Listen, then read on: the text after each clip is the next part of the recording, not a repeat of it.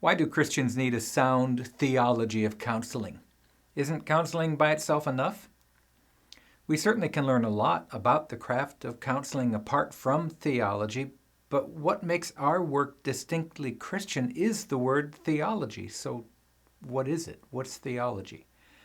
It's a word that comes from a contraction of two biblical Greek words that literally mean the study of God. There are two words to consider in counseling, and they are psychology and theology. In the first, we get the idea of a mind, how the person thinks and how thoughts produce an emotional response, which is sometimes quite debilitating. People see their own story and respond to it as if it is played out in their minds. Theology, now that's all about understanding God and our relationship to Him. How does the person's understanding of their story fit into their understanding of God? Their understanding of the story of God will influence their spiritual health, which also impacts an emotional response to life, just like their mind will as well. Reaction to loss will be impacted by both psychology and theology. The first involves mental health, and the second involves spiritual health. Our lane of specialty is the spiritual care lane, but we cannot separate this from their mental health. Some knowledge of both is necessary. You do not need to become a psychologist, but you should have some basic familiarity with psychology so that you can know when you're in over your head. Just stay in your lane of spiritual care and help people encounter a relationship with the one true God, who is, in the end, the only one who can bring the kind of everlasting healing that we all hope for anyway. It's quite possible to learn valuable techniques and strategies about counseling from the world. But what does God say about it? How does God want His people to help, love, encourage, and counsel others? Whenever we take the study of God seriously and apply His instruction to our work as counselors, then we're using theology in our counseling, and if we don't, then we're not. For this reason, we must develop a theology of counseling to follow God's plan and His purpose for our work. This is what makes counseling Christian. Without it, counseling is only secular. From Scripture, we can develop an understanding of what God says is right or wrong, what He says is good or bad. In the end, it will only be what God says that matters, and what man thinks apart from good theology will be irrelevant. In all that we do, theology should be part of the hard work of study that we must engage in. In Christian counseling, we learn to apply the truth according to God, but in loving and non-judgmental ways. We trust in His sovereignty for the salvation of every person, while we learn to love them right where they are. It's true to say that we can learn a lot about God by simply observing nature or science or creation in general. But true revelation about life has been miraculously provided by God Himself in this wonderful book called the Bible. And so a theology of counseling for Christians must be part of effective ministry to any who is an evangelical Christian and engages in the craft. Every Christian is responsible for encouraging, listening, and counseling the people that God brings to them for a relationship. If you are a believer in the gospel, a born-again evangelical member of the Christian church, then you have been granted status by God as part of the priesthood of all believers. And this comes with responsibility to make progress at doing what God has said. And it all looks like love. It looks increasingly like the fruit of His Spirit in us, growing in us, and less like that fruit we naturally produce apart from a relationship with Him, just like everybody else. Learning to apply His truth in loving ways without burning bridges due to judgmentalism becomes an important part of the craft of truly Christian counseling. There are several scriptures we could consider for developing a biblical theology of counseling, but personally, I believe the textbook suggestion of the story of Moses and Jethro may be one of the best examples that we could consider. So let's do that now. Pause the video here and read Exodus chapter 18, verses 5 through 27. This passage is such a great example of the biblical approach to counseling. So what did you observe when you read it? Moses had become completely overwhelmed with the work of leading a stubborn and stiff-necked people to where God wanted them to go. But they, like us, they fought him every step of the way. Moses was saddled with the many problems of 1 million people who came to him both day and night to complain, critique, show their anger and frustration. They were afraid. They were in a state of denial about why they left Egypt in the first place.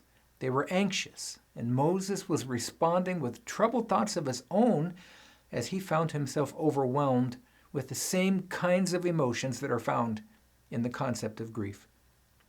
Here we can witness and make a list of some specific observations that will help us develop a theology of counseling that will benefit your work as you improve in each one. I hope you made some notes while you read that passage.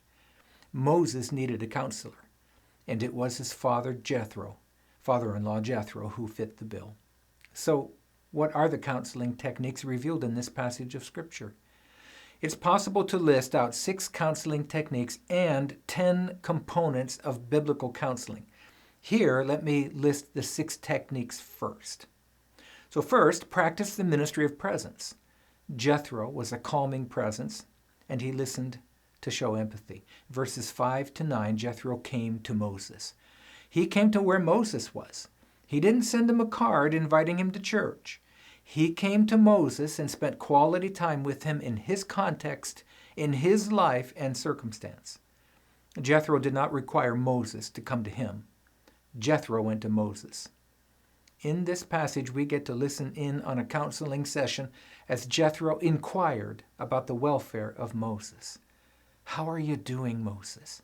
Tell me about your struggles, Moses. And this was followed by a genuinely interested listening ear who listened to understand a man in a crisis, a man who was displaying the emotions of grief. Jethro was interested in the story that Moses was living. With a little encouragement from a gentle listening presence, Moses opened up to Jethro and described everything he was going through. And Jethro continued to listen. Jethro showed empathy and true understanding in why Moses was feeling and responding to the situation the way he was. Jethro shared emotionally in the story that Moses told him.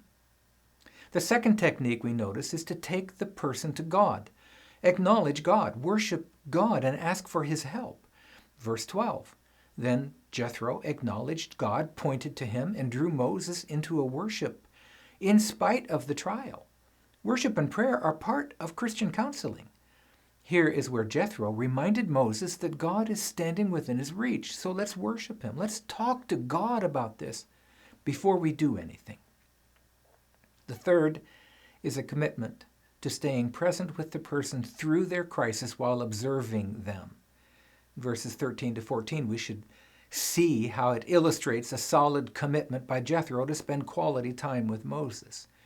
Jethro observes Moses in action. He didn't quickly offer his opinion on the matter. Jethro wasn't listening to respond with some preconceived idea of what father-in-law knows best. Rather, he spent time listening to understand, and this helped Moses to talk it out. Ultimately, when we create a space where people can talk things out and tell us their story, it will allow healing. We must stop listening to respond and learn to listen to understand. We ask more questions than we give answers. Stop trying to fix people. Just be interested in them. Give them a voice. Let them talk their way to healing. The fourth technique is to point out what is harming and what would be good or healing. After he spent time being present and listening carefully, Jethro gently pointed out what is not good and what is harming Moses. At some point in our counseling, we speak the truth in love. Don't push it too early, though. Wait for it until they're ready to hear it. In verses 17 to 18, we see that Jethro pointed out the obvious cause of exhaustion playing a toll on Moses. It's not good to trust only in oneself. It is good to trust God. It is not good to exhaust yourself into complete ineffectiveness. It is good to find a way to share the load with others. So Jethro helped Moses see the need to create a team to share the load of responsibility. And as a result of this most excellent counseling, the office of elder was created by Moses so that the authority could be delegated to others.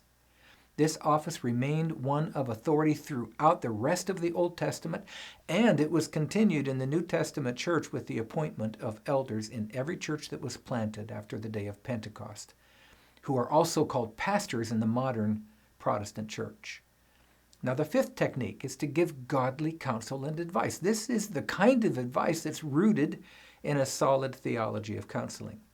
Verses 19 through 26 demonstrates that Jethro, through active patient listening and simply being present, earned the right to give some godly advice. And notice that earning the right to advise comes from developing a trusted relationship.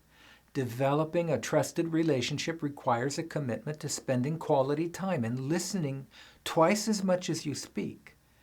And when the time came for Jethro to share this godly counsel, he did not disappoint, and Moses accepted it. Sometimes people don't, but Moses did. The sixth and final technique is to bring the counseling to an end and move on. In verse 27, it shows Jethro and Moses bidding each other a fond farewell.